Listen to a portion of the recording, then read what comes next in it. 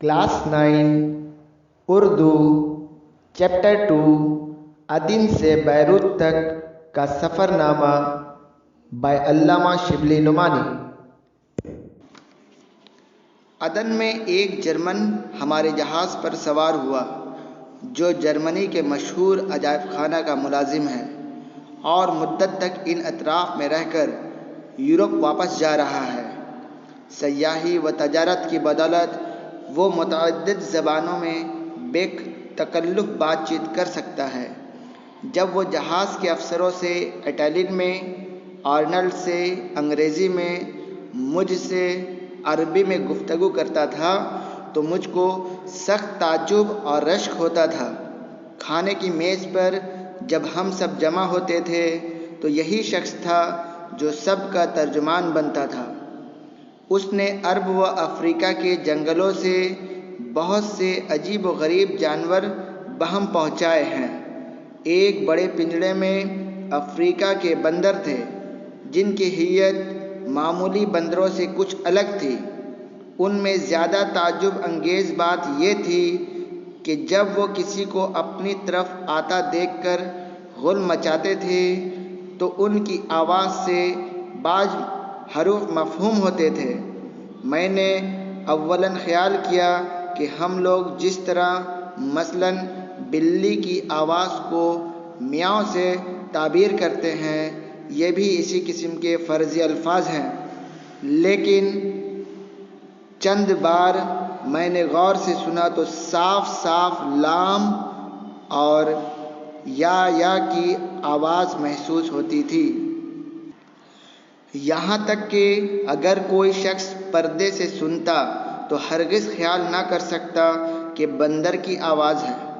मैंने mister Arnold से इसका ज़िक्र किया तो उन्होंने भी तस्दीक की।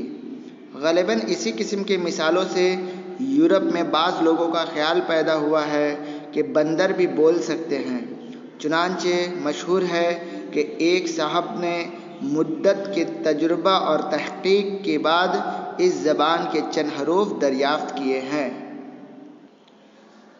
अदन से चूँकि दिलचस्पी के नए सामान पैदा हो गए थे इसलिए हम बड़े लुत्फ़ से सफ़र कर रहे थे, लेकिन दूसरे ही दिन एक पुरख़तरा वाक़या पेश आया जिसने थोड़ी देर तक मुझको परेशान रखा। 10 मई की सुबह को मैं सोते से उठा तो एक हमसफ़र ने कहा कि जहाज़ का इंजन टूट गया। मैंने देखा तो वाक़ई कप्तान और जहाज़ के मुलाजिम घबराए फिरते थे और इसकी दुरुस्ती की तदबीरें कर रहे थे। इंजन बिल्कुल बेकार हो गया था और जहाज़ नहायत आहिस्ता आहिस्ता हवा के सहारे चल रहा था। मैं सख्त घबराया और नहायत नागवार ख़यालात दिल में आने लगे। इस अस्तराब में और क्या कर सकता था। दौड़ा हुआ मिस्टर आर्नल्ड के पास गया। वो उस वक्त नहायत इत्मीनान के साथ किताब का मुताला कर रहे थे। मैंने उनसे कहा कि आपको कुछ खबर भी है?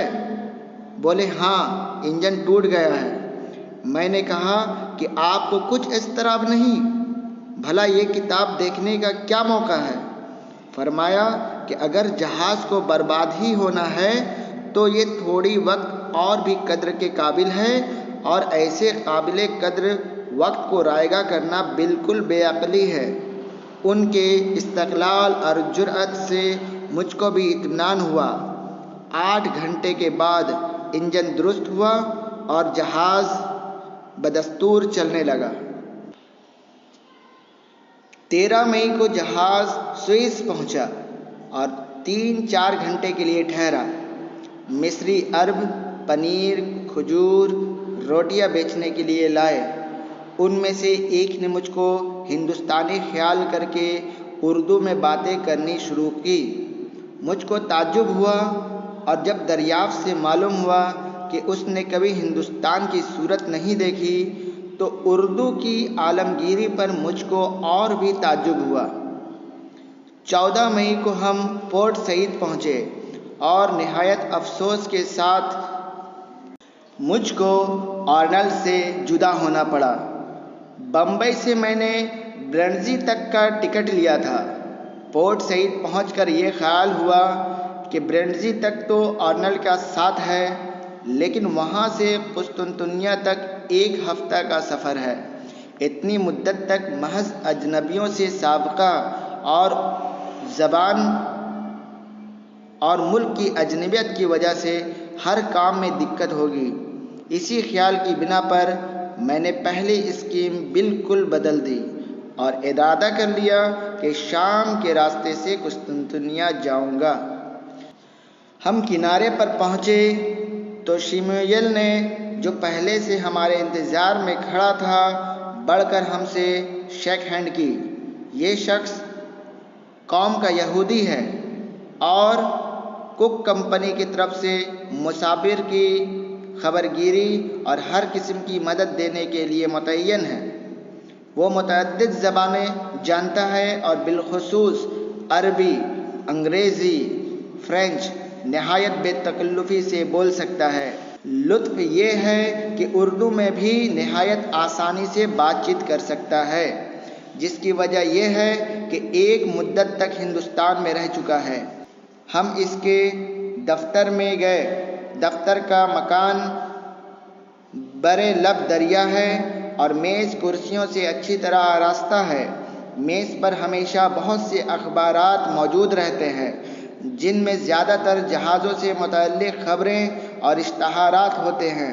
سب سے پہلے ہم نے اس سے ٹکٹ بدلوانے کی بابت گفتگو کی، یعنی یہ کہ اگر ہم یہاں اتر جائیں اور قسطنطنیہ کا نیا ٹکٹ لیں تو زائد کرایہ ہم برنزی تک کا دے چکے ہیں وہ مجھ کو مل سکتا ہے یا نہیں۔ چونکہ وہ خود اس کا جواب نہیں دے سکتا تھا، کمپنی کے بڑے دفتر میں گیا اور وہاں سے واپس آ کر کہا، تم اسی ٹکٹ سے قسطنطنیہ جا سکتے ہو، صرف 2 پاؤنڈ یعنی 32 روپے اور دینے ہوں گے۔ میں بہت خوش ہوا اور اس کارگزاری کے صلہ میں 8 روپے اس کو نظر کیے۔ یہ بھی حسن اتفاق تھا کہ قسطنطنیہ جانے والا جہاز اس وقت تیار تھا، ورنہ 15 دن تک پورٹ سعید میں ٹھہرنا پڑتا۔ پورٹ سعید ایک چھوٹا خوبصورت بندرگاہ ہے۔ آبادی کے 2 حصے ہیں۔ جو حصہ دریا سے متصل ہے اس میں عموماً یورپین سوداگر رہتے ہیں اور بڑے بڑے ہوٹل، قہوہ خانے اور تھیٹر وغیرہ ہیں۔ ایک قہوہ خانہ عین دریا کے کنارے پر ہے اور بہت ہی پرفضا ہے۔